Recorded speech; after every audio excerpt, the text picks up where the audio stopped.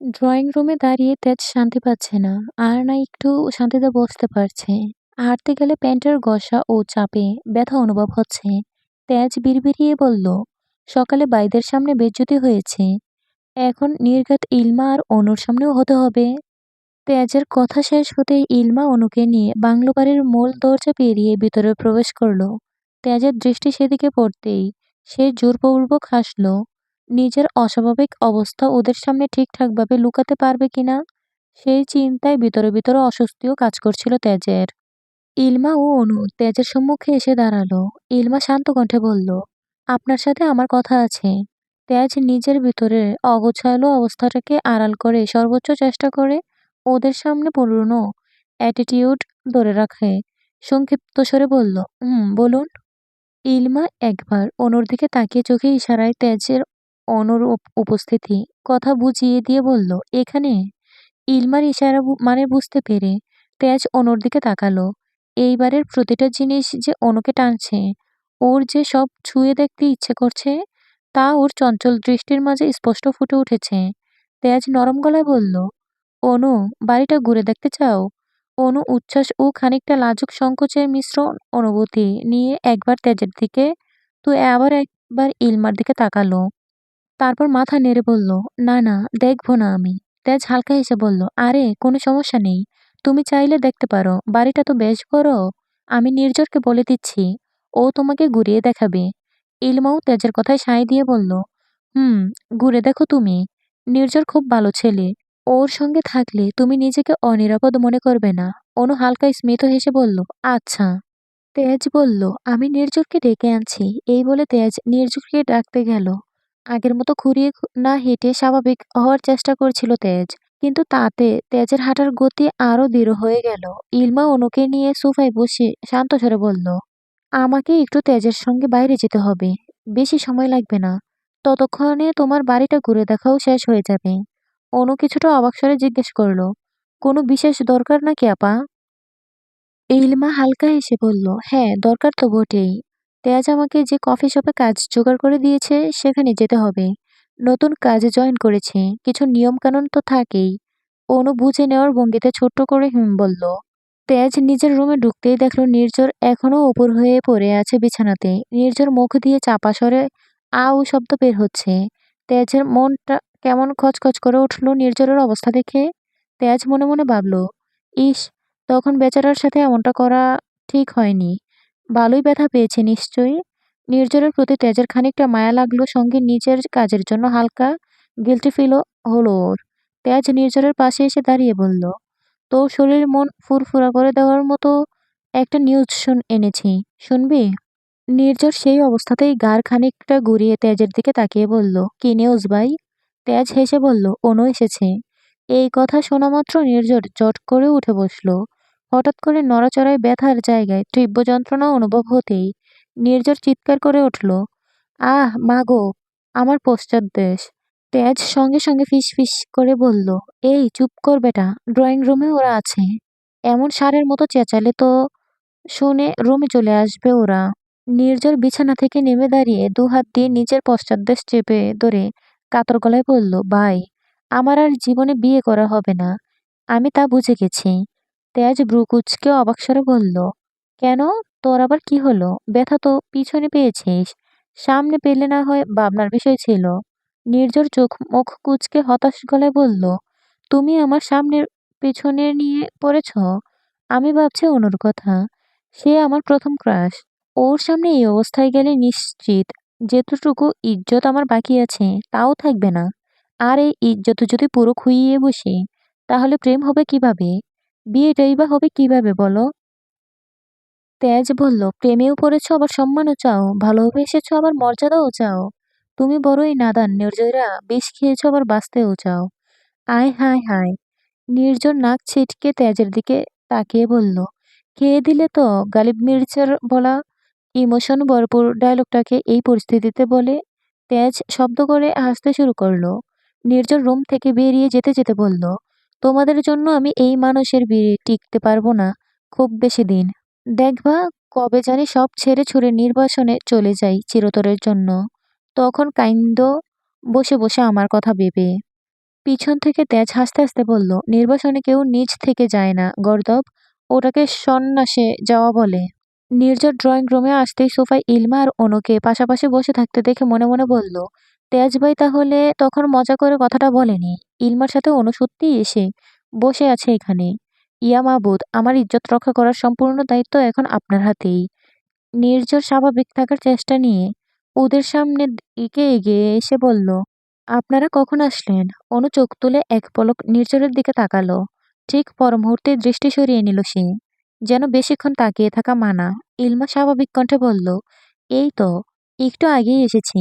এই বলে ইলমা কিছুটা পিছন থেকে নির্ঝরের আসার পথের দিকে তাকালো। তেজকে না দেখে খানিকটা বিরক্ত মেশানো কণ্ঠে বলল, আপনাকে ডাকার জন্য আপনার ভাই ভিতরে গেলেন। এখন মনে হচ্ছে ওনাকে ডাকতে আবার অন্য কাউকে পাঠাতে হবে। কিন্তু নির্ঝরের এক দৃষ্টিতে অনুর দিকে তাকিয়ে থাকায় ইলমার কথাগুলো যেন কান দিয়ে ঢুকেও মস্তিষ্ক স্পর্শ করতে পারল না। ইলমা নির্ঝরের দিকে তাকিয়ে এই দৃশ্য দেখে ঠোঁট চেপে নিঃশব্দে হাসল। অতঃপর ইচ্ছাকৃতভাবে হালকা শুকনো কাশি দিল ইলমা। কাশির শব্দে নির্ঝরের গোর কাটল। নির্ঝর খানিকটা হকচকিয়ে ইলমার দিকে তাকিয়ে বলল, আপনি কিছু বলেছিলেন আমাকে ইলমা? পাশ থেকে অনু ভ্রু কুঁচকে নির্ঝরের দিকে তাকিয়ে শীতল কণ্ঠে বলল, আপনার মধ্যে দেখি সমস্যার শেষ নেই। নির্ঝর অনুর কথা মানে ধরতে না পেরে হকচকিয়ে বলল, মানে? আর কি সমস্যা দেখলেন আপনি আমার মধ্যে? পরক্ষণেই নিজের শরীরের নিম্নাংশের দিকে চোখ বুলিয়ে নির্ঝর মনে মনে বলল, না না, প্যান্ট তো ঠিকঠাক ভাবেই পরে এসেছি। আর সামনে দাঁড়িয়ে থাকায় পিছনের অবস্থা তো ওদের বুঝার কথা না। অনু নির্বিকার কণ্ঠে বলল, আপা তো পরিষ্কারভাবেই কথা বললেন। আর আপনি নাকি শুনতেই পাননি? আপনার যে কানে কম শোনার সমস্যা আছে সেটা তো বোঝাই যাচ্ছে। তার উপর বুদ্ধির গতিও বেশি সেটা তো বোঝাই যাচ্ছে। তার উপর বুদ্ধির গতিও দেখছি বেশ ধীর। সহজ কথার মানে সহজভাবে ধরতে পারেন না, পাল্টা প্রশ্ন করতে হয়। অনুর কথা শুনে নির্ঝর একদম হা হয়ে গেল। যেন নির্ঝরের মন ওর মস্তিষ্কের দিকে প্রশ্ন ছুড়ে বলছে, এই মেয়ে এমন কেন? সমস্যা ছাড়া কি আর কিছু ওর চোখে পড়ে না? অনুর পাশ থেকে ইলমা এবার শব্দ করে হেসে উঠল। অতঃপর বলল, আর কত সমস্যা খুঁজে বের করবে তুমি বেচারা মধ্যে অনু? এবার ওকে মাফ করো। অনু ইলমার দিকে তাকিয়ে গম্ভীর স্বরে বলল, যতক্ষণ না পর্যন্ত ওনাকে কোনো বিশেষ ফকির বা ওজার কাছে নিয়ে যাওয়া হবে, আমি আমি নিজের চোখে ওনার শরীর থেকে যেটিয়ে তেনাদের তাড়াতে দেখতে পারবো, ততক্ষণ পর্যন্ত আমার ওনার প্রতি বিশ্বাস জন্মাবে না। বুঝলে আপা? এই কথা শুনে নির্ঝর সঙ্গে সঙ্গে মুখ অন্যদিকে ঘুরিয়ে নিল। দাঁতে দাঁত চেপে কাঁদো কাঁদো ভাব নিয়ে বুকের বাঁ পাশের টি-শার্টের কাপড়টা মুঠো করে চেপে ধরল নির্ঝর। অনুর কথাগুলো শুনে ওর বুকের ভিতরটাতে যেন মোচড় দিয়ে উঠেছে। ঠিক তখনই তেজ রুম থেকে বেরিয়ে ড্রয়িং রুমে এসে দাঁড়ালো।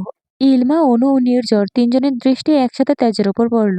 তবে সেই দৃষ্টির ভাষা এক একজনের কাছে এক এক রকমের অর্থ প্রকাশ করছে। নির্ঝরের চোখে ভেসে উঠছে চাপা কষ্ট আর অপমান। অনু নীরব দর্শকের মতো বসে আছে। আর ইলমার চোখের ভাষা হয়তো সবার পক্ষে বোঝা সম্ভব না। তেজের পরনে নেভি ব্লু রঙের একটা টি-শার্ট। ওর ফর্সা ফিট শরীরের রংটা অসম্ভব মানিয়েছে।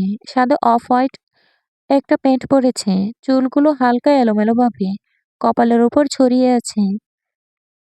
পায়ে ডার্ক লেদারের জুতো আর হাতে ওয়াচ রয়েছে। তেজের এই রুচিশীল লুকটা যে কারোর নজর কাড়তে বাধ্য।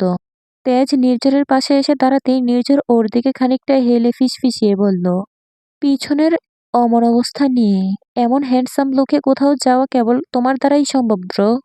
আমি তো সোজা হয়ে দাঁড়াতে পর্যন্ত পারছি না। তেজ নির্ঝরের কাঁধে হাত রেখে জোরপূর্বক হেসে ফিসফিসিয়ে বলল, আমি আর ইলমা বেরিয়ে যাব। এজন্য তুই তোর ক্রাশের সঙ্গে কিছুটা সময় কাটাতে পারবি। তোর প্রেম প্রেম ভাব যেন আরো প্রখর হয়, তাই এত সুন্দর একটা পথ তৈরি করে দিয়েছি। ফলস্বরূপ আমার জন্য দোয়া করবি তুই, বুঝলি? যেন ইলমার সামনে অন্তত আমার ইজ্জতের চাটনি না তৈরি হয়ে যায়। নির্ঝর প্রতি উত্তরে নিঃশব্দে হাসল। তবে ওর সেই হাসিতে আনন্দের কোনো ছাপ ছিল না। কারণ অনুর কাজ নির্ঝরের সব ক্ষেত্রেই সমস্যা খোঁজা। তাই অনুর সাথে কিছুটা সুন্দর সময় কাটানোর কেবল জেগে জেগে স্বপ্ন দেখার মতোই অসম্ভব। ইলমা বলল, বাইয়ে বাইয়ে খোশ গল্প করা শেষ হলে এখন যাওয়া যাক। তেজ নির্ঝরকে উদ্দেশ্য করে বলল, অনুকে পুরো বাড়িটা সুন্দর মতো ঘুরিয়ে ঘুরিয়ে দেখাস। ও যেন কোনোভাবেই তোর সাথে থাকতে নিজেকে অনিরাপদ মনে না করে। নির্ঝর ওর মাথার পিছনের চুলগুলোতে হাত বুলিয়ে হালকা হেসে বলল, কি যে বলো না ভাইয়া তুমি। আমি কি ওই টাইপের ছেলে নাকি যে মেয়েদের সাথে থাকতে গেলে অনিরাপদ ফিল করবে? হুঁ, হুঁ, সবই জানি। কেমন টাইপের ছেলে তুমি? নিজের গুণগান করতে হবে না আর। ইলমা নির্ঝরের দিকে তাকিয়ে বলল, অনুর খেয়াল রাখবেন নির্ঝর। সকালে জ্বর এসেছিল প্রচন্ড, তাই শরীরটাও ওর দুর্বল কিছুটা। বাড়িটা ঘুরে ঘুরে দেখার সময় যদি শরীর খারাপ হয়, ওর আমাদের জানাবেন। পরপরই ইলমা অনুর দিকে তাকিয়ে বলল, ভয়ের কিছু নেই। আমরা একটু পরেই চলে আসবো। অনু স্মিত হেসে মাথা নাড়ালো। অতঃপর তেজ ও ইলমা বাংলোর ভেতর থেকে বের হলো। তেজ পার্কিং সাইট থেকে ওর বাইকটা এনে ইলমার পাশে দাঁড় করাতেই ইলমা উঠে বসলো। তেজ বলল, কোথায় যেতে চান ম্যাম? কফি শপে, যেখানে কাজ নিয়ে দিয়েছিলেন আপনি আমাকে। আচ্ছা। তেজ বাইক স্টার্ট করলো। ইলমা আর তেজ বেরিয়ে যেতেই ড্রয়িং রুমে হালকা নীরবতা নেমে এসেছিল। অনু সোফা থেকে উঠে দাঁড়ালো। নির্ঝর কেউ দায়িত্বশীল ভঙ্গিতে কিছুটা গম্ভীর কণ্ঠে বলল, চলুন তাহলে আপনাকে বাড়িটা ঘুরিয়ে ঘুরিয়ে দেখাই। অনু সংক্ষিপ্তভাবে জবাব দিল, জি। তেজ কফি শপের সামনে এসে বাইক থামাতেই ইলমা নেমে পড়ল। তেজ হেলমেটটা খুলতে খুলতে বলল, আপনি ভিতরে যান, আমি বাইকটা পার্ক করে আসছি। ইলমা মাথা নেড়ে সম্মতি জানিয়ে কফি শপের কাচের দরজাটা ঠেলে ভিতরে প্রবেশ করলো। ভিতরে ঢুকতেই ইলমার চোখে পড়ল রিসিপশনে দাঁড়িয়ে কাজে ব্যস্ত থাকা সেই পুরনো দায়িত্বশীল গম্ভীর একরোখা মুখভঙ্গি নেওয়া ছেলেটা, যার ও দিনে প্রথম দিনই সে কাজ করেছিল। ইলমা বিড়বিড় করে বলল, প্রায় 2.5 দিন, মানে পাক্কা 60 ঘন্টা কেটে গেল, অথচ এই খারুসটার মুখভঙ্গিতে এক চুল পরিমাণও নরম ভাব দেখা যাচ্ছে না। জন্মের সময় কিছু কিছু মা চাচিরা কেন যে বাচ্চার মুখে মধু দিতে ভুলে যায় বুঝি না। আজ আবার কি কি শুনতে হবে ওনার থেকে কে জানে। ইলমা ওর ঠোঁটে হালকা হাসির রেখা ফুটিয়ে তুলে রিসিপশনের সামনে গিয়ে দাঁড়িয়ে ছেলেটিকে উদ্দেশ্য করে বলল, আসসালামু আলাইকুম স্যার, কেমন আছেন? ছেলেটি ইলমার দিকে না তাকিয়ে কফি বানানোর কাজে মনোযোগ রেখে গম্ভীর স্বরে বলল, ওয়ালাইকুম আসসালাম। আল্লাহর মাল তিনি ভালো রাখলেও আলহামদুলিল্লাহ, ভালো না রাখলেও আলহামদুলিল্লাহ। আর আমি আপনার শিক্ষক নই, তাই আমাকে স্যার ডাকতে হবে না। আমার নাম নাহিদ। ডাকার হলে নাম ধরেই ডাকবেন। ইলমা নাক ছিটকে ফিসফিসিয়ে বলল, সম্মানের যোগ্য কি আর সবাই বোঝে? আমিও একটা ব্যাককল। জেনে শুনে অপত্রে সম্মান ডালতে এসেছিলাম। জানতামই এই বেটা আস্ত একটা খরুশ। নাহিদ নির্লিপ্ত কণ্ঠে জিজ্ঞেস করলো, ছুটি কাটানো শেষ? আজ থেকে কাজ শুরু করতে চান? ইলমা মনে মনে ভাবল, আগে তেজের সাথে কথা বলা দরকার। এখনই যদি বলি কাজ শুরু করব, তাহলে এখন থেকেই কাজের পাহাড় চাপিয়ে দিবে আমার উপর এই খারুশ নাহিদা আপা। থুকু নাহিদা। না না, নাহিদ হবে। নাহিদ ওর হাতের বাম পাশে রাখা বেল্টটা টিপে বলল, কাস্টমার নাম্বার 15, অর্ডার রেডি, নিয়ে যান। ইলমা সংক্ষিপ্তভাবে বলল, একটু পর থেকে কাজ শুরু করব। নাহিদ আর কিছু বলল না। সেই সময় কফি শপের দরজা খুলে ভিতরে ঢুকলো তেজ। রিসিপশনের সামনে ইলমাকে দাঁড়িয়ে থাকতে দেখে তেজ দৃষ্টি স্বাভাবিকভাবেই কাউন্টারের পিছনে থাকা নাহিদের ওপর পড়ল। ছেলেটা যে যথেষ্ট সুদর্শন আর রুচিশীল তা এক ঝলক দেখলেই বোঝা সম্ভব। তেজ বিড়বিড়িয়ে বলল, যেদিন ইলমাকে কাজ নিয়ে দিতে এসেছিলাম সেদিন তো এই ছেলেটাকে দেখিনি। তার মানে এখন থেকে ইলমা এই ছেলের সাথে কাজ করবে? আগুন আর ঘি একসাথে থাকবে? ও আল্লাহ, এ কি সর্বনাশ কাণ্ড! পরক্ষণেই ইলমা সামনের দিকে ঘুরতে দরজার সামনে তেজকে স্থির হয়ে দাঁড়িয়ে ওদের দিকে তাকিয়ে থাকতে দেখে এক মুহূর্ত দেরি না করে নিজে ওর দিকে এগিয়ে গেল। অনু আর নির্ঝর দুজন পাশাপাশি হাঁটছে। দোতলার বারান্দা দিয়ে হাঁটতে হাঁটতে প্রত্যেকটা রুমের দরজা খুলে ভিতরটা ঘুরিয়ে ঘুরিয়ে দেখাচ্ছে নির্ঝর অনুকে। পিছনের ব্যথা ও জ্বালা ভাবের কারণে নির্ঝরের হাঁটার ধরন কখনো ধীর হচ্ছে, তো কখনো হঠাৎ থেমে যাচ্ছে কিছু সময়ের জন্য। আবার কখনো অদ্ভুতভাবে শরীরটা এদিক ওদিক কাত করছে সে। অনু প্রথমে প্রথমে বিষয়টি লক্ষ্য করলেও কিছু বলেনি নির্ঝরকে, কিন্তু কয়েক মিনিট পর অনু স্থির হয়ে দাঁড়িয়ে নির্ঝরকে গভীরভাবে পর্যবেক্ষণ করে ভ্রু কুঁচকে বলল, আপনি ঠিক আছেন তো? নির্ঝর সঙ্গে সঙ্গে ওর ঠোঁটের হাসি টেনে বলল, জি জি, একদম ঠিক আছি আমি। আরো কয়েক পা হাঁটার পর অনু আবারও বলল, কিন্তু আপনার হাঁটার ধরনটা অনেকক্ষণ থেকে অস্বাভাবিক লাগছে আমার কাছে। নির্ঝর এবারও জোরপূর্বক হেসে বলল, না না, আমি তো ঠিকই ভাবেই হাঁটছি। আপনি ভুল দেখছেন হয়তো। অনু এবার থেমে গেল।